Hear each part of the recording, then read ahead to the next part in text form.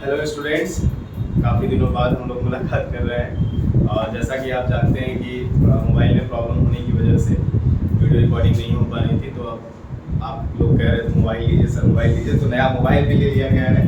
तो वीडियो को स्टार्ट करते हैं। और कल आपका टीचर्स डे था, आप लोग को बहुत बहुत बधाई हो। ठीक है, और अच्छे से मन लगा के पढ़ाई करिए, सिलेबस को आगे बढ़ाते हैं और लेक्चर स्टार्ट करते हैं। ठीक है, आप कैसे हैं कमेंट में जरूर बताइएगा।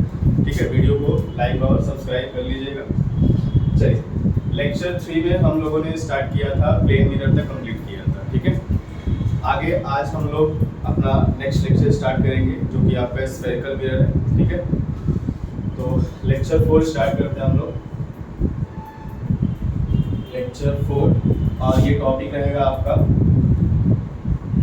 Spherical mirror. ठीक है, और स्फेरिकल मिरर जैसे आप समझ रहे हो, इसका नाम से ही पता चल रहा है, स्फेरिकल मतलब एक ऐसा मिरर जो स्फेयर शेप का होगा, है ना। तो अगर आप सपोज करो कि एक फुटबॉल है, फुटबॉल अंदर से खाली होगा, ठीक है, तो इस स्फेयर को अगर बीच से बिल्कुल कट किया जाए तो आपको दो पोर्शन इस बॉल जैसा तो मिलेगा ना। तो इन दोनों पोर्शंस को अगर हम एक अलग तरीके से यहाँ पे ड्रॉ करें, ठीक है, एक ये पोर्शन हो गया और ये आपका एक ये पोर्शन हो गया। ठीक है, अब इन दोनों पोर्शंस को क्या किया जाए, अलग अलग जगह पे हम क्या करते हैं, पॉलिशिंग करते हैं। पॉलिशिंग के बेसिस पे हम डिसाइड करते हैं कि कौन सा मिरर हमारा कैसा होगा। ठीक, तो अगर इस स्फेरिकल मिरर का आउटर सरफेस में पॉलिश करते हैं, आपको पता है कि पॉलिशिंग किस चीज की होती है, आयरन ऑक्साइड या सिल्वर ऑक्साइड का होता है, रेड कलर या सिल्वर कलर का होता है, आपको पता है। तो अगर स्फेरिकल मिरर के आउटर सरफेस को पॉलिश किया जाए, इस आउटर सरफेस को हम क्या नाम देते हैं, इसको आउटर सरफेस भी कहा जाता है, या जो इसको कहते हैं बल्गिंग आउट सरफेस भी कहते हैं। क्या कहते हैं इसको, बल्गिंग आउट सरफेस। और जो इसका इनर वाला सरफेस होता है, ये वाला, इसको कहते हैं हम लोग रिफ्लेक्टिंग सरफेस कहते हैं। रिफ्लेक्टिंग सरफेस का मतलब कि जहाँ पे लाइट आपका इंसिडेंस होगा, है ना, जिस सरफेस पे आप अपने चेहरे को रखेंगे मिरर के साइड पे, वो साइड आपका क्या होता है, रिफ्लेक्टिंग सरफेस होता है। और इसके पीछे जो पॉलिशिंग होती है उसको क्या कहते हैं हम लोग, बल्गिंग आउट सरफेस। तो अगर इस तरह का स्फेरिकल मिरर है तो इसको क्या नाम दिया जाता है, इसको हम नाम देते हैं concave mirror.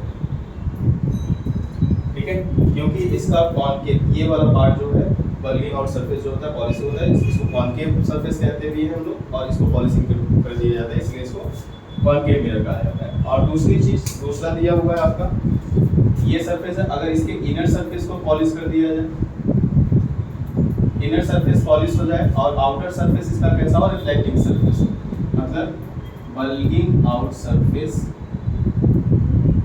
Bulging out surface is reflecting. ठीक है, अगर इसका बल्गिंग आउट सरफेस कैसा हो, रिफ्लेक्टिंग हो, तो ऐसे मिरर को हम क्या कहते हैं, कॉन्वेक्स मिरर कहते हैं। ठीक है, कॉन्वेक्स और कॉनकेव क्यों कहा जाता है, इनका नेचर भी हम आपसे बात करेंगे। फिलहाल आपको डिसाइड हो गया होगा कि कौन सा मिरर कैसा होता है। अगर आपसे सपोज पूछा जाए व्हाट इज कॉनकेव मिरर, तो आप क्या डिफाइन करेंगे, a spherical which is polished at outer bulging out surface and inner surface is reflecting surface. ठीक है, a mirror which is polished at bulging out surface and inner surface is reflecting surface is called concave mirror, and mirror which is polished at inner side surface and bulging out surface is reflecting surface which is called convex mirror. ठीक है, दोनों की definition आप video से pause करके video को note कर लीजिएगा। ठीक है, और ये आपके दो मिरर है, इन्हीं दोनों मिरर्स को हम लोग को पढ़ना है, और इस पे बहुत सा जानते हैं आप, बहुत इंपॉर्टेंट है ये, क्योंकि आगे इमेज फॉर्मेशन, इसके रूल्स पढ़ना है, इमेज फॉर्मेशन पढ़ना है, न्यूमेरिकल्स पढ़ने हैं। ठीक है, तो ये सब सारी चीज़ें इंपॉर्टेंट है, इसलिए हम लोग इसको डिटेल में पढ़ेंगे। ठीक, ये आपके टाइप्स हो गए। अब आपके बात करते हैं नेचर की। ठीक है, इस कॉनकेव मिरर को और इस कॉन्वेक्स मिरर को और क्या नाम दिया जाता है, तो वो उनके नेचर से डिसाइड होता है कि कौन से नेचर के कारण इसको कौन सा मिरर कहा जाता है। तो जो कॉनकेव मिरर होता है, ठीक है, इसमें अगर कोई भी जितने भी पैरेलल लाइट्स इस पे फॉल करते हैं, अगर सपोज मैंने डिफरेंट पैरेलल लाइट्स लिए हैं, ठीक है, ये कई सारे पैरेलल लाइट्स लिए हैं, और बीच में ये एक लाइन है जिसको हम प्रिंसिपल एक्सिस कहते हैं। ये अभी मैं डिफाइन करूंगा इसके टर्म्स में। ठीक है, आप इसको याद रखिएगा, प्रिंसिपल एक्सिस। तो प्रिंसिपल एक्सिस के अगर पैरेलल आप डिफरेंट लाइट्स को क्या करते हैं, कॉनकेव मिरर पे फॉल करते हैं या इंसिडेंस करते हैं, तो ये क्या करते हैं, सारे लाइट्स को एक ही पॉइंट पे कंसंट्रेट कर देते हैं, है ना। समझ में आ रहा है? ये जितने भी लाइट्स होंगे वो सभी लाइट्स को क्या करता है, एट अ पॉइंट कंसंट्रेट कर देता है। Means if different ray of lights goes parallel to the principal axis after reflection through the concave mirror, it converges at a point, या converges की जगह आप कह सकते हो it concentrated at a point. This type of mirror is called concave mirror, and because of this nature it is also called converging mirror.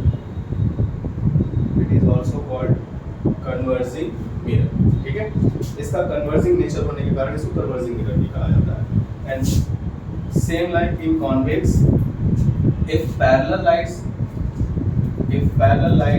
goes parallel to the principal axis, है ना, अगर parallel lights हम use करें और किसके parallel use करना है, principal axis के parallel, different lights को हम लोग क्या करते हैं, principal axis के parallel और convex mirror पे फॉल करते हैं, तो इसका नेचर क्या होता है, it diverges all the lights, ये सारी लाइट्स को क्या करता है, डाइवर्ज करता है डिफरेंट डायरेक्शंस में। That's why we call this is diverging mirror, this is called diverging mirror. ठीक है, अब आपसे एग्जाम में पूछा जाता है, आपसे ये क्वेश्चन भी पूछे जाते हैं कि define the nature of the spherical mirror, तो आप कन्वर्जिंग मिरर का नेचर क्या डिफाइन करेंगे, तो आप बताएंगे इसमें if different ray of lights goes parallel to the principal axis after reflection through the concave mirror, it converges at a point, है ना। This nature of concave mirror is called converging, and that's why we call as a converging mirror। ठीक है, same to same convex में भी if different lights goes parallel to the principal axis and incidence on the convex mirror after reflection, it diverges, that's why the convex mirror nature is called diverging। ठीक है, ये definition आप अच्छे से note कर लीजिएगा, मैंने नेचर के बारे में भी बात कर लिया है, और कुछ भी अगर ऐसा आपको टॉपिक लगता है या कुछ ऐसी ना समझ में आती हो तो आप मुझे कमेंट में बताइएगा, मैं अगले वाले वीडियो में उसको क्या करूँगा, उसको समझा दूँगा उसको। क्लियर है सबको? चलिए नेक्स्ट टॉपिक की तरफ बढ़ते हैं। अच्छे से बना के नोट कर लीजिएगा और डिफिनेशन भी अच्छे से बना लीजिएगा। अब इस स्फेरिकल मिरर का सबसे महत्वपूर्ण टॉपिक स्टार्ट होने कर रहे हैं, हम लोग स्टार्ट करेंगे अब, जो कि है टेक्निकल टर्म्स, है ना। नेक्स्ट हेडिंग है आपकी technical terms related to spherical mirror, spherical mirror. अब ऐसे कौन कौन से टर्म्स हैं जो कि हम स्फेरिकल मिरर में यूज करते हैं, विदाउट उन टर्म्स को अगर नहीं जानते हैं हम लोग, तो कोई भी इमेज का फॉर्मेशन नहीं कर सकते। जैसे आप मिरर में देखते हैं, कॉनकेव मिरर में, तो उससे कई साइज के, कई नेचर के इमेजेस बनते हैं, तो वो नेचर के इमेजेस कैसे बनते हैं, किस टाइप से बनाया जाता है, तो उसके लिए हमें क्या करना पड़ता है, पहले इन टर्म्स को जानना जरूरी है, क्योंकि हम लोग इमेज फॉर्मेशन करेंगे तो इन टर्म्स की हेल्प से करेंगे। ठीक है, तो ये चीज़ पहले जानना जरूरी है। तो चलिए दोनों मिरर को साथ में लेकर के मैं डिफाइन कर देता हूँ, बहुत इजी है ये। सबसे पहले लिया मैंने यहाँ पे कॉनकेव मिरर, और इस साइड मैंने बना लिया कॉन्वेक्स मिरर। ठीक है, कॉनकेव और कॉनकेव आप समझ गए होंगे। इसका आउटर सरफेस पॉलिश किया जाएगा तो ये कॉनकेव नेचर हो जाएगा, और अगर इसका इनर सरफेस पॉलिश किया जाएगा तो ये कॉन्वेक्स नेचर हो जाएगा। ठीक है, नेचर डिसाइड है, इम्पोर्टेंट है, और इसको डिसाइड करना आपको आना चाहिए कैसे डिसाइड किया जाए। अब सबसे पहले दोनों मिरर्स के बीच में एक इमेजिनरी लाइन पास होती है, दोनों मिरर्स के बीच में बिल्कुल एक इमेजिनरी लाइन हम एज्यूम करेंगे। ठीक है, इस इमेजिनरी लाइन को हम क्या कहते हैं, दोनों मिरर्स को कंबाइन करके मैं बता रहा हूँ, इसको कहते हैं प्रिंसिपल एक्सिस। जैसा मैंने नाम में ही बताया कि ये इमेजिनरी होता है ना, ये इमेजिनरी होता है, मिरर पे कभी सीन नहीं होता है, बट विदाउट दिस लाइन आप क्या कर सकते हैं, किसी भी ऑब्जेक्ट का इमेज फॉर्म नहीं कर सकते, उसकी प्लेसमेंट नहीं बता सकते, उसकी इमेज का कंडीशन नहीं बता सकते। ठीक है, तो ये अभी ये आपका प्रिंसिपल एक्सिस होता है। अच्छा, मिरर के देखिए ये प्रिंसिपल एक्सिस मिरर से कहीं एक पॉइंट से पास हो रहा है, इस पॉइंट को हम क्या कहते हैं, पोल कहते हैं। क्या कहते हैं इसको, पोल, है ना। ये पॉइंट भी आपका P, मैं इसको P से रिप्रेजेंट कर दे रहा हूँ। पोल के प्रिंसिपल एक्सिस साइड में एक डिस्टेंस होता है और उस डिस्टेंस पे एक पॉइंट होती है, उस डिस्टेंस को फोकल लेंथ कहते हैं हम लोग, और इस पॉइंट को क्या कहते हैं, फोकस कहते हैं। ठीक है, यहाँ पे आपका फोकस होता है, इस साइड भी आपका क्या होगा, फोकस होगा। दोनों साइड हम लोग इसका स्फेरिकल पार्ट इधर है, इधर साइड होगा ना इसका, तो यहाँ पे फोकस होता है। ठीक है, दूसरी चीज, अगर इस स्फेरिकल मिरर के कर्वेचर को इसके स्फेरिकल पार्ट को अगर कंप्लीट किया जाए तो एक स्फेयर जैसा बनेगा, और इस स्फेयर के सेंटर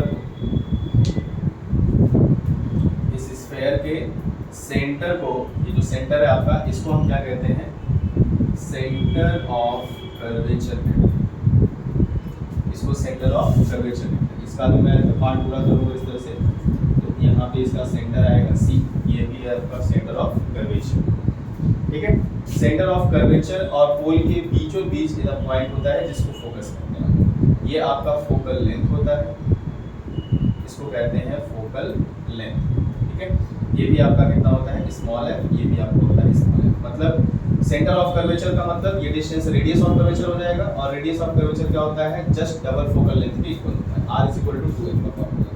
ठीक है, सेंटर ऑफ कर्वेचर हो गया, फोकस हो गया, पोल हो गया। अच्छा, इस मिरर के देखिए, अगर इन दोनों को इस तरह से अगर इसको फीड कराया जाए, दोनों इसके डायमीटर को इस तरह से, तो इस डायमीटर को हम लोग क्या कहते हैं, डायमीटर जो है जरूरी नहीं है कि सेंटर से ही पास हो, कहीं से भी जा सकती है। ठीक है, बस हमें मिरर के साइज पे डिपेंड करना है। जो मिरर का दोनों एड्स पॉइंट जब मीट करते हैं तो इस लाइन को हम क्या कहते हैं, this line is called aperture, this is called aperture, है ना। इसको भी अपर्चर कहते हैं, ये भी अपर्चर कहते हैं। तो और ये सब टर्म्स हैं। इसके बाद है आपका सारे टर्म्स हो गए हैं। अब ये करके डिफाइन कर रहा हूँ, मैं बोलता जा रहा हूँ डेफिनेशन, आप नोट करते चलिए। ठीक है, चलिए सबसे पहले क्या करते हैं हम लोग, सेंटर ऑफ कर्वेचर की डेफिनेशन लिखते हैं। सबसे हेडकारी सेंटर ऑफ कर्वेचर और उसकी डेफिनेशन लिखिए क्या होता है। देखिए मैंने क्या बताया कि अगर स्फेरिकल मिरर के स्फीयर को कंप्लीट किया जाए तो इसका जो सेंटर होता है, उसी सेंटर को क्या कहते हैं हम लोग, सेंटर ऑफ कर्वेचर कहते हैं। तो अगर मैं कहूँ the centre of that sphere, है ना, the centre of that sphere of which the spherical mirror is a part, है ना। स्फेरिकल मिरर जिस स्फीयर का पार्ट है उसके सेंटर को ही हम क्या कहते हैं, सेंटर ऑफ कर्वेचर कहते हैं, है ना। The centre of that sphere of which the spherical mirror is a part. ठीक है, डेफिनेशन नोट कर लीजिए, याद कर लीजिएगा, इंपॉर्टेंट है, पूछा भी गया एग्जाम में कई बार। दूसरा चीज लेते हैं हम लोग, प्रिंसिपल एक्सिस को डिफाइन करते हैं। What is principal axis? तो जैसा मैंने पहले ही कहा कि ये एक इमेजिनरी लाइन है, तो it is principal axis heading डालिए, उसमें लिखिए it is an imaginary line which is passes through the centre of curvature, focus and pole. एक ऐसा इमेजिनरी लाइन जो सेंटर ऑफ कर्वेचर, फोकस और पोल से क्या होता है, वो पास होता है। ठीक है, लिख लीजिएगा इसको डेफिनेशन। दूसरा डेफिनेशन मैं आपको बता रहा हूँ, अपर्चर, हेडिंग डालिए अपर्चर। तो अपर्चर क्या लिखेंगे आप लोग, आपको पहले ही बताया मैंने, स्फेरिकल मिरर का जो डायमीटर होता है, the dia of the spherical mirror is called aperture. तीसरा डेफिनेशन हो गया, सभी लोग नोट करिए इसको अच्छे से, कॉपी में बना के प्रैक्टिस करेंगे लिख करके, तो एग्जाम में गलती होने के चांसेस कम रहेंगे, लिख के प्रैक्टिस करेंगे। ठीक है, अब नेक्स्ट है आपका पोल। नेक्स्ट है पोल। What is pole? अब देखिए ये जो स्फेरिकल मिरर है, इसका जो मीन पॉइंट, जो मिड पॉइंट होता है, इसी को हम क्या कहते हैं, पोल। और यहाँ से क्या पास होता है आपका, प्रिंसिपल एक्सिस। ठीक है, तो इस तरह से मैं कहता हूँ, क्योंकि स्फेरिकल मिरर का साइज छोटा बड़ा होता रहता है, इसलिए हम लोग क्या कहते हैं, ज्योमेट्रिकल मीन कहते हैं। ठीक है, the geometrical mean of the spherical mirror is called pole. Right down करिए इसको अच्छे से, पेन डाउन कर लीजिए, पूरा लिख करके इसको प्रैक्टिस करिए आप अच्छे से। ठीक है, the symmetrical mean of the spherical mirror is called pole. Clear? हाँ, अब क्या हुआ, फोकस की डिफिनेशन मैं लास्ट में बताऊंगा क्योंकि ये मोस्ट इंपॉर्टेंट है और थोड़ा डिफरेंट है दोनों मिरर्स के लिए। बाकी सारा पॉइंट जो मैं इसके लिए बता रहा हूँ same to same convex mirror के लिए भी रहेगा। ठीक है, सिर्फ एक डिफिनेशन में चेंजेस होंगे और वो कौन सा है, फोकस का, वो लास्ट में बताऊंगा। ठीक है, तो सारे हो गए। अच्छा, फोकल लेंथ क्या होता है आपको बताइए?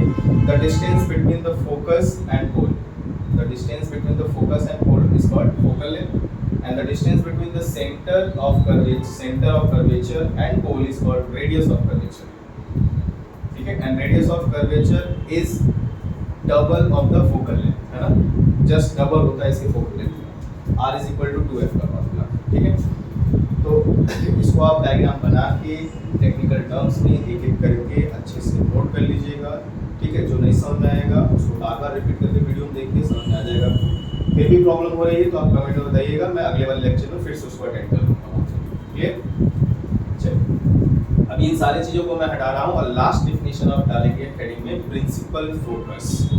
प्रिंसिपल फोकस डिफिनीशन कंबाइंड भी आता है, दोनों का डेफिनेशन डिफरेंट भी होता है, तो अलग अलग डेफिनेशन बनते हैं इसके। मैं कंबाइन करके भी आपको डेफिनेशन बताऊंगा कैसे कंबाइन किया जाएगा इसको दोनों डेफिनेशन को। तो नेक्स्ट हेडिंग डालिएगा principal focus.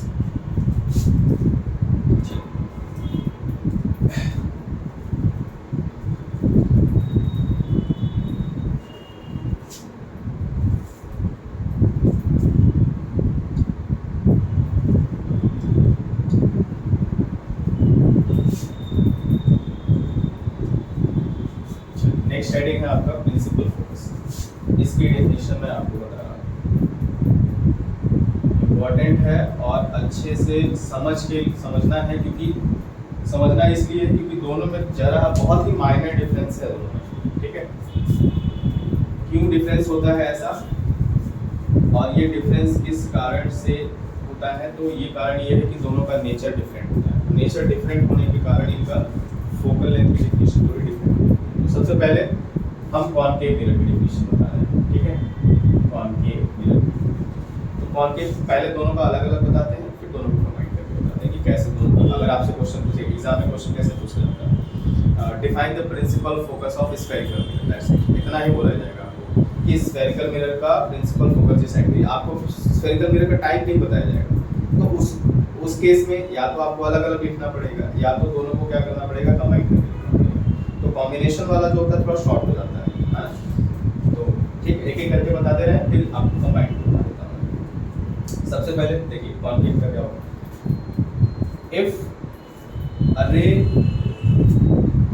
If a ray goes parallel to the principal axis, एक रे लिया है हमने और उसको प्रिंसिपल एक्सिस के पैरेलल क्या किया है, ट्रैवल कराया है, and incidents on the stress on the concave mirror, और कॉनकेव मिरर क्या किया है, फॉर्म कराया है। After reflection it passes from a point at the principal axis, है ना। रिफ्लेक्शन के बाद ये प्रिंसिपल एक्सिस के किसी पॉइंट से क्या होगी, पास होगी। ये तभी ऐसा होगा जब प्रिंसिपल एक्सिस के पैरेलल लाइट ट्रैवल करेगी, अदरवाइज ये कभी भी इस पॉइंट से पास नहीं होगी, ठीक है। तो if a ray of light goes parallel to the principal axis after reflection through the concave mirror, it passes from a point at the principal axis. This point at the principal axis is known as principal focus of concave mirror. ठीक है, definition समझ में आई आपको कि अगर parallel light travel करेगी तो reflection के बाद ये प्रिंसिपल एक्सिस के किसी पॉइंट से पास होगा, और इस पॉइंट को जहाँ से पास होती है इसी पॉइंट को हम क्या कहते हैं, कॉनकेव मिरर का प्रिंसिपल फोकस कहते हैं। मतलब ये कि यहाँ पे जो लाइट हो रही है रिफ्लेक्शन के बाद एक्चुअल में पास हो रही है, means after reflection the concave mirror make a real images, है ना। कॉनकेव मिरर क्या करता है, रियल इमेजेस फॉर्म करता है। दैट्स व्हाई हम क्या कहते हैं, यहाँ पे लाइट जो होती है एक्चुअली पास करती है, इस कारण से ऐसा होता है। और सेम टू सेम इसी कारण यहाँ भी होता है, बट थोड़ा सा डिफरेंस होता है कॉनकेव कॉन्वेक्स में। देखिए कॉन्वेक्स में क्या डिफरेंस होता है। If a ray of light goes parallel to the principal axis, same definition common है दोनों में। If a ray of light goes parallel to the principal axis, if a ray of light goes parallel to the principal axis. After reflection through the concave mirror कहते थे, यहाँ कहेंगे after reflection through the convex mirror। इसमें क्या होता है, it actually passes from a point at the principal axis, but in case of convex, if a ray of light goes parallel to the principal axis, it after reflection it diverged.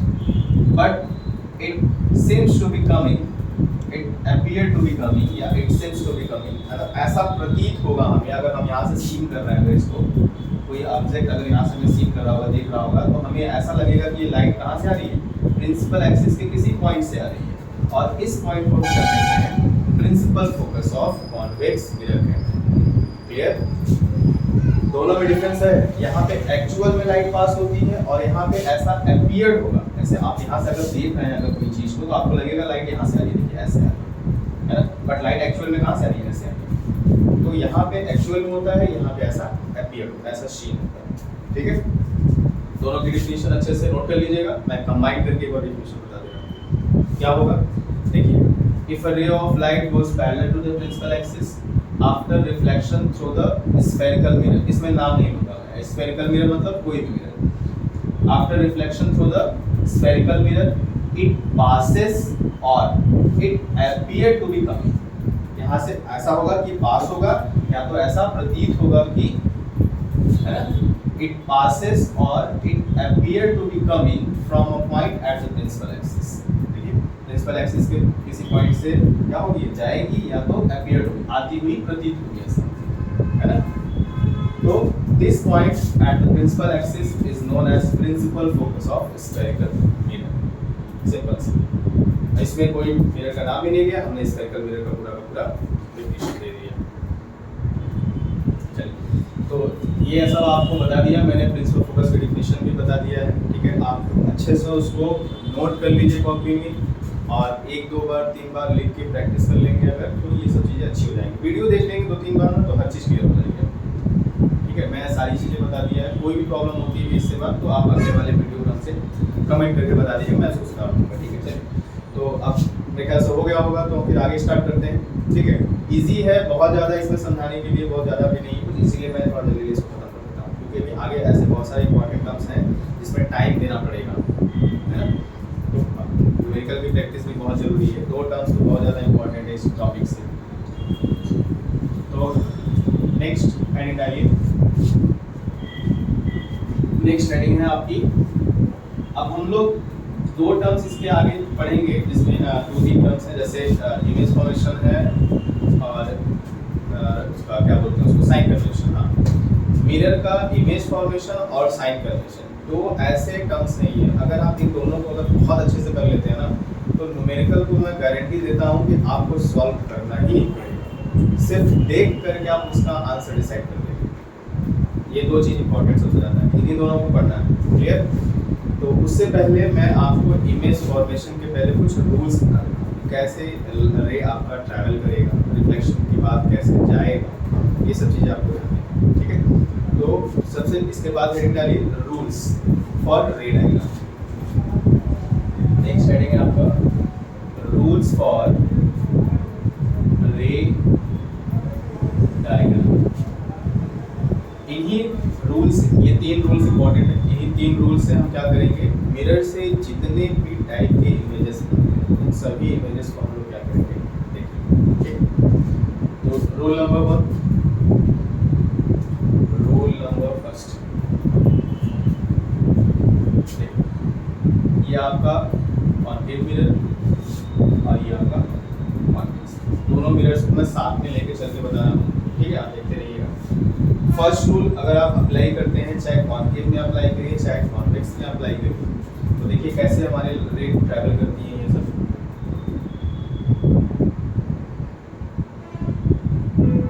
ये mirror मैंने बना लिया पूरा। ठीक है, तो first rule is if a ray of light goes parallel to the principal axis, अगर कोई भी लाइट हमारी प्रिंसिपल एक्सिस के पैरेलल ट्रैवल करती है, तो हमेशा अगर ऐसा कहा गया है कि ये लाइट जो ट्रैवल कर रही है या रे जो ट्रैवल कर रही है वो प्रिंसिपल एक्सिस के किधर जा रही है, पैरेलल जा रही है, तो हमेशा याद रखिएगा कि रिफ्लेक्शन के बाद ये कहाँ से पास होगी, always passes from the focus. हमेशा अगर रे आपकी लाइट पैरेलल है तो ये लाइट रिफ्लेक्शन के बाद सिर्फ और सिर्फ फोकस से ही पास होगी। कॉन्वेक्स मिरर में क्या होता है, अगर आपकी रे प्रिंसिपल एक्सिस के पैरेलल जा रही है तो रिफ्लेक्शन के बाद ये डाइवर्ज हो जाती है, लेकिन ये अपीयर्ड होगा, ऐसा अपीयर्ड होगा आपको कि कहाँ से आ रही है, फोकस से आ रही है, इसके कॉन्वेक्स मिरर के फोकस से आ रही है। ठीक है, ये आपके रूल फर्स्ट है, ये कॉन्केव मिरर में है आपका और ये कॉन्वेक्स मिरर में है, याद कर लीजिए, देख लीजिए। ठीक है, क्या बताया मैंने कि अगर कोई रे प्रिंसिपल एक्सिस के पैरेलल जाती है तो हमेशा कहाँ से पास होगी, फोकस से। ठीक है, पैरेलल जा रही है तो ये डाइवर्ट हो जाती है, लेकिन ये एपियर्ड होगी कहाँ से आ रही है, फोकस से आ रही है। ठीक है, ये रूल नंबर फर्स्ट। इसी को अगर हम रूल नंबर फर्स्ट को अगर अपना ट्रांसलेट करके इंग्लिश में लिखना चाहते हैं तो कैसे लिखेंगे, if a ray of light was parallel to the principal axis after reflection through the concave mirror, reflection के बाद concave mirror से, after reflection through the concave mirror it passes from the focus. Convex में if a ray of light goes parallel to the principal axis it diverges but it appears to be coming from the focus. दोनों की definition अच्छे से note कर लीजिएगा। Rule number first है। अब rule number जो सेकंड है आपका, रूल नंबर सेकंड देखिए, रे में कुछ खास ऐसी चीजें नहीं है जो बताने लायक है, बस डायग्राम जाना है, आपको याद रखना है कहाँ से पास हो। रूल नंबर सेकंड जो है आपका कॉन्केव में कॉन्वेक्स।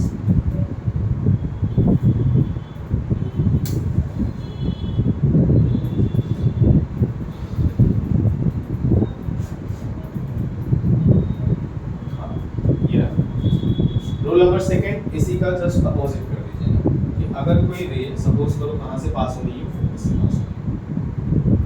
अगर ऐसा लगे कि कोई रे हमारी कहाँ से पास हो रही है, फोकस से पास हो रही है, तो रिफ्लेक्शन के बाद ये क्या होगी, प्रिंसिपल एक्सिस के पैरेलल हो जाएगी। इसी का just opposite same to same यहाँ भी ऐसे करिए कि अगर कोई लाइट आपको लगे कि ये कहाँ से जा रही है, कहाँ को जाएगी, फोकस को, है ना, ऐसा लगेगा कि कहाँ से जा रही है, फोकस को, तो रिफ्लेक्शन जैसे ही सरफेस पे फॉल होगा ये क्या होगी, प्रिंसिपल एक्सिस के पैरेलल होगी, बट ऐसा अपीयर होगा कि कहाँ जा रही है, फोकस से जा रही है। ठीक है, हमेशा ये रे आपको याद रखना है कि किधर लाइट किधर ट्रैवल करेगी, तभी इमेज फॉर्मेशन आपको आएगा। तो 3 है, ये आपका रूल सेकंड है, देखा समझ में आ गया होगा, जस्ट इसी का अपोजिट है देखिए। ठीक है, इसके लिए डिफिनेशन अगर लिखनी होगी तो क्या लिखेंगे हम लोग, if a ray of light passes from the focus after reflection through the concave mirror it क्या होगा, it becomes parallel to the principal axis। क्या हो जाएगी, ये principal axis के parallel हो जाएगी। ठीक है, दूसरा इसमें क्या होगा, appeared होगा, if a ray of light appear to be coming from the focus, है ना, अगर convex में है तो if a ray of light appear to be coming from the focus, appear to be going, sorry coming नहीं, आते हुए नहीं बल्कि जाते हुए लगेगा ना। ठीक है, appear to be going from the focus it becomes parallel after reflection through the convex mirror। ठीक है, तो ये डेफिनेशन है दोनों की, और आप हेडिंग डाल करके नोट करके फिर दोनों का डायग्राम बना लीजिएगा अच्छे से। ठीक, चलिए अब लास्ट पे सुनते हैं, रूल नंबर 3।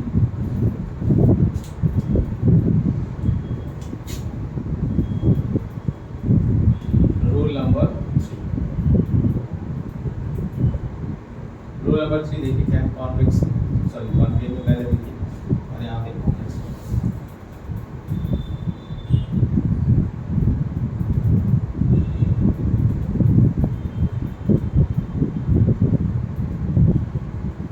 रूल नंबर 3 क्या कहता है कि अगर कोई लाइट कहाँ से पास हो, सेंटर ऑफ कर्वेचर से, है ना, अगर कोई लाइट आपको ऐसा अपीयर हो कि कहाँ से पास हो रही है, सेंटर ऑफ कर्वेचर से, चाहे इधर से जाए चाहे इधर से जाए, दोनों एक ही चीज़ है, कोई प्रॉब्लम नहीं। ठीक है, लाइट को आप इधर से भी ले जा सकते हैं, लाइट को आप इधर से भी ले जा सकते हैं। ठीक, तो अगर कोई लाइट सेंटर ऑफ कर्वेचर से पास हो रही है तो जैसे ही ये मिरर पे फॉल करेगी, रिफ्लेक्शन के बाद क्या करेगी, back to the same point, वापस अपने उसी रास्ते क्या करेगी, वापस चली जाएगी। ठीक है, इसमें कॉन्केव मिरर है ना, इसको क्या कहेंगे, if a ray of light passes from the curvature, it passes from the center of curvature after reflection through the concave mirror it becomes it retraces their own path, है ना, अपने ही path को ये क्या करेगा, रिट्रेस करेगा। ठीक है, सेम टू सेम यहाँ भी कॉन्वेक्स में if a ray of light appear to be going from the center of curvature, ऐसा लगे कि ये कहाँ से जा रही है, सेंटर ऑफ कर्वेचर से जा रही है, appear to be going from the center of curvature, अगर ऐसा appeared हो तो इधर से भी जा सकता है, कोई दिक्कत नहीं। ठीक है, अगर appeared हो रही है कर्वेचर से जा रहा है तो रिफ्लेक्शन के बाद क्या करेगी, ये भी अपने पाथ को रिट्रेस करेगी, मतलब फिर से अपने वापस उसी रास्ते चली जाएगी। ठीक है, a ray of light appear to be going from the center of curvature, it becomes saying after reflection through the convex mirror, it retraces their own path. ठीक है, तो ये था रूल आपका. रूल में आप उसको रूल जो है तीनों हो गया है आपका. ठीक है, रूल तीनों हो जाने तो सभी लोग रूल्स फॉर रे डायग्राम बना के अच्छे से कॉपी में नोट कर लीजिए. ठीक है, अब इसके बाद जो है मिरर का, स्फेरिकल मिरर का सबसे इम्पोर्टेंट टॉपिक स्टार्ट, जो कि हमारा रे डायग्राम. ठीक है, इस रे डायग्राम को हम लोग एकदम बहुत कैसे बनाना है, कैसे देखें, उसको एक एक करके देखेंगे. लेकिन उससे पहले मैं आपको क्या करता हूँ कि एक उसका रफ डायग्राम बताता हूँ. रफ डायग्राम जो बनाया मैंने, अगर उसको आप अच्छे से समझ लेंगे तो सारे के सारे कंडीशन एक ही डायग्राम से क्लियर हो जाएगा. ठीक है, तो वो रफ डायग्राम जरूरी है, मोस्ट इम्पोर्टेंट है, इसलिए अपनी नोट्स में जरूर रखिएगा. ठीक है, तो नेक्स्ट हेडिंग डालिए,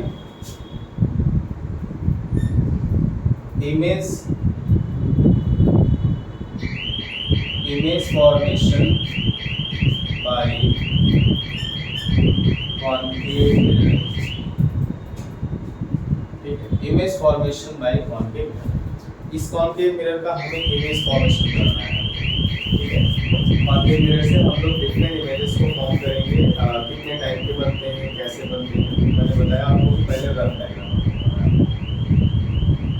ठीक है, ये रफ डायग्राम जो है जब आप तैयार कर लेंगे तो आपको बाकी जब मैं एक एक करके सब पढ़ाऊंगा तो वो आपको इजी हो जाएगा, है ना.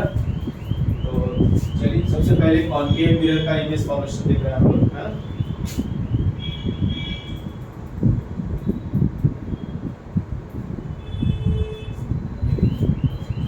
ये कॉन्केव मिरर मैंने बनाया है.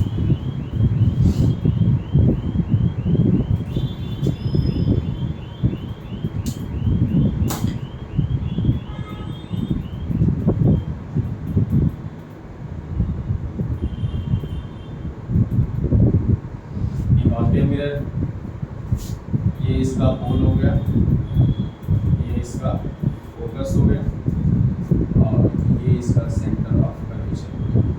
ठीक है, इसमें टोटल हम क्या करेंगे, जो कॉन्केव मिरर से इमेजेस बनती है वो टोटल 6 प्रकार की बनती है, 6 टाइप्स की बनती है.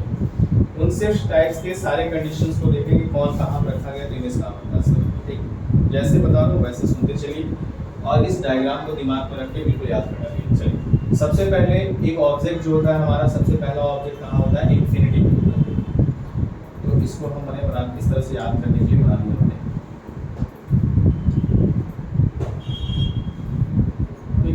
पहला है हमारा कहाँ पे, इन्फिनिटी.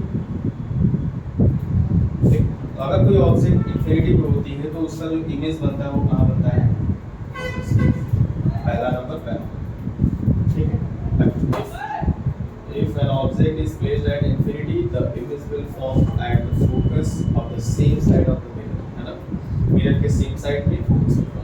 ठीक है, कैसा होगा, नेचर कैसा होगा, ये अभी इसके पहले प्लेसमेंट देख लेते हैं, इसकी कहाँ कहाँ होती है, उसके बाद नेचर के बारे में बात करेंगे. तो पहला हो गया एट द फोकस.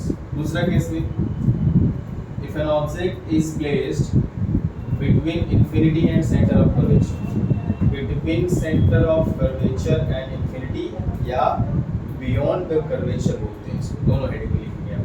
दूसरा नंबर मैं भी हेडिंग में क्रॉस करता हूँ, इसके लिए परेशान होइए. तो if an object is placed between infinity and center of curvature, the image will form between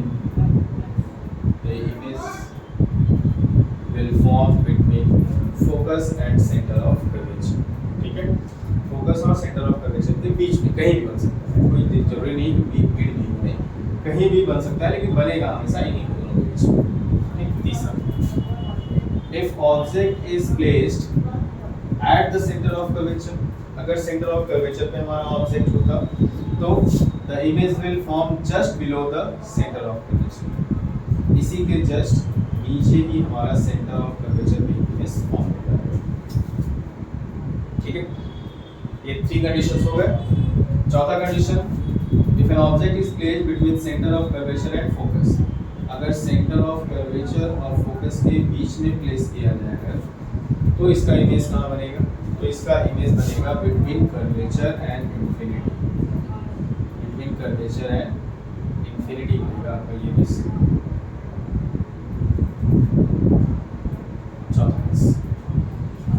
ठीक, पांचवा case, if an object is placed at focus,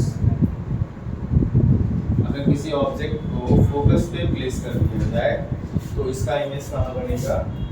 at infinity. ठीक है, पांचों केस बताया मैंने आपको, छठा ही क्लास बचा हुआ है तो फिर से इसको देखिए जरा। एट इंफिनिटी ऑब्जेक्ट का ही ये ऑब्जेक्ट और ये क्या है? इमेज। ठीक है,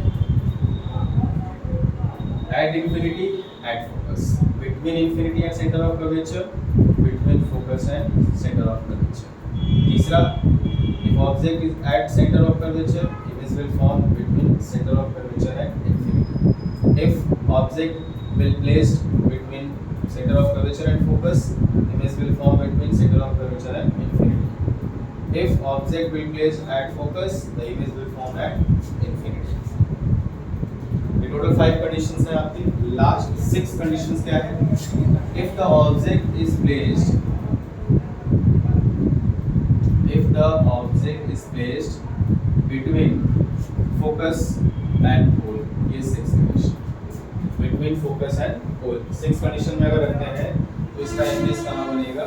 The image will form behind the mirror। Image कहाँ बनेगा? मिरर के बिहाइंड में बनेगा आपका। ठीक है, समझ में आ गया? तो अब नेक्स्ट मैं आपको नेचर के बारे में बताता हूँ। प्लेसमेंट आप समझ गए होंगे बिल्कुल सभी लोग। ठीक है, देखिए 1 से 5 तक पहले वाले देखिए ऑब्जेक्ट बहुत बड़ा होता है। जैसे आप मिरर लेकर के सन का अगर इमेज बनाइए तो सन की जो इमेज की साइज होगी वो इतनी छोटी होगी, बहुत ज़्यादा। आप अपने उंगलियों से नाम लेते हैं कितना बड़ा होता है, लेकिन एक्चुअल में सन कितना बड़ा है? बहुत ही ज़्यादा है, आपके एज्यूम से भी बहुत ज़्यादा है ना? तो लगभग हम लोग के अर्थ का 109 टाइम्स ग्रेटर है हमारा सन। तो जब सन की इमेजिंग करते हैं तो इतने बड़े होते हैं, तो क्या होता है? बहुत ही छोटी साइज का बनता है ना? तो इतनी छोटी साइज का बनने के कारण इसका साइज को हम क्या कहते हैं? यहाँ जो इमेज बनता है आपका, जो भी इमेजेस हैं ठीक, तो पहला इमेज जो बनता है वो हाईली डिमिनिश्ड बनता है। कैसा बनेगा? Highly diminished. हाईली डिमिनिश्ड का मतलब बहुत ही छोटा। ठीक है, दूसरा, जब ऑब्जेक्ट को इंफिनिटी और सेंटर ऑफ कर्वेचर पे रखा है तब भी ऑब्जेक्ट कंपैरिजन टू इमेज बड़ा ही रहता है, मतलब इसका जो इमेज बनेगा वो भी कैसा होगा? डिमिनिश्ड बनेगा।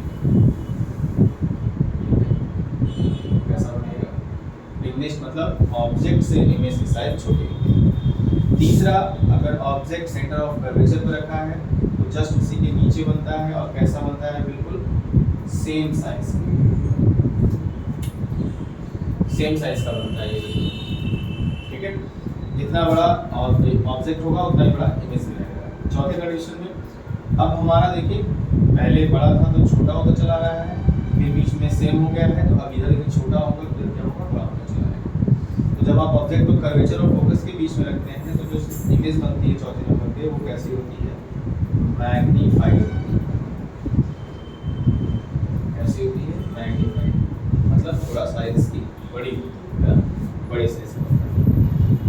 पांचवें कंडीशन में जब जैसे ही ऑब्जेक्ट को फोकस पे रखते हैं आप तो इसका इमेज इंफिनिटी में बनता है। ये कैसा होता है आपका? हाईली मैग्नीफाइड, मतलब ये और भी बड़ा होता है, ये और भी बड़ा बनेगा आपका। ठीक है, तो ये 5 कंडीशन में देखिए आपके इमेजेस के मैंने सारे कंडीशन बता दिए यहाँ से आकर।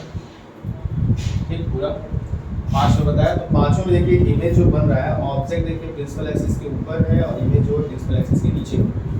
इसलिए जो नीचे इमेजेस बनती है मतलब उल्टा कहते हैं, तो इसको कौन सी इमेजेस बनती हैं? ये किस टाइप के नेचर की होती है? इन्वर्टेड इमेज होता है, और जितने भी इन्वर्टेड इमेजेस होते हैं वो रियल में फॉर्म होते हैं, इसलिए रियल इमेज। एक्चुअल में आप उसकी क्या कर सकते हैं? स्क्रीन पे ऑब्जेक्ट कर सकते हैं। ठीक है, इमेजेस में बताया था मैंने आपको, इमेजेस में बताया था कि दो टाइप की इमेजेस होती हैं, ये आप लेक्चर में देखिए। तो रियल और इन्वर्टेड हो जाती हैं इन नेचर के कारण, ठीक है। बिलो द प्रिंसिपल एक्सिस मतलब ऑब्जेक्ट के उल्टा बन रही है, इन्वर्टेड है, और उल्टा जितने भी इमेज बनते हैं वो कैसे होती है, रियल। जब लाइट, अभी मैं बताऊंगा रियल कैसे होता है, क्योंकि एक एक करके भी जब देखेंगे उस लास्ट कंडीशन आते हैं छठे वाले। अगर ऑब्जेक्ट फोकस और पोल के बीच में है तो इमेज क्या होती है, बिहाइंड द मिरर बनती है। और बिल्कुल देखिए जिस डायरेक्शन में ऑब्जेक्ट की है उसी डायरेक्शन में इमेज की। तो इसका मतलब ये कैसा है, डायरेक्शन सेम है, इसका मतलब सीधा है ये। तो सीधी चीजों को क्या कहते हैं हम लोग, जो सीधा इमेज होता है उसको क्या कहा जाता है, इसको कहते हैं हम लोग इरेक्ट। क्या कहते हैं इसको, इरेक्ट। और जितने भी इरेक्ट इमेजेस होती हैं वो कैसी होती हैं आपकी, वर्चुअल होती है, मतलब सीधा। जितने भी आप इमेज देखिए और वो सीधा दिखाई दे तो आपको क्या होगा, कैसा दिखाई देगा, आभास होगा। रियल में वैसा नहीं होगा, इसके आभास मतलब वर्चुअल, इमेजिनरी। तो ये टोटल 6 कंडीशन है। इस 6 कंडीशंस को अभी हम लोग एक एक करके समझने वाले हैं कि कौन ऑब्जेक्ट कहाँ पे है, कैसा है, उसकी इमेजेस कैसी, ठीक है। इसको आप अच्छे से नोट कर लीजिएगा, याद कर लीजिएगा। अब इसके जस्ट जो बाद वाली जो लेक्चर होगी हमारी, वो इसी मिरर से जितने भी कंडीशंस पढ़ाया मैंने उसी मिरर के एक एक, जैसे ऑब्जेक्ट इंफिनिटी पे है तो इमेज कैसा बनेगा, है ना, फोकस पे बनेगा कैसा बनेगा, ठीक, एक एक करके। और इनका यूज़ भी पढ़ेंगे हम लोग कि कॉनकेव मिरर का इन कंडीशंस का यूज़ कहाँ कहाँ होता है, ठीक है। तो ठीक है, थैंक यू सो मच। और आज की वीडियो हम लोग यहीं पे समाप्त करते हैं, ठीक है। और आप लोग पढ़ाई में मन लगाइए क्योंकि आपकी हाफ ईयरली आ गई है, तो हाफ ईयरली के लिए आप अच्छे से लग जाइए। आप लोग ऑल द बेस्ट, अभी से ही मन लगा के पढ़िए। कोई भी प्रॉब्लम होती है तो आप हमसे डिस्कस करिए, ठीक है। चलिए, have a nice day, thank you.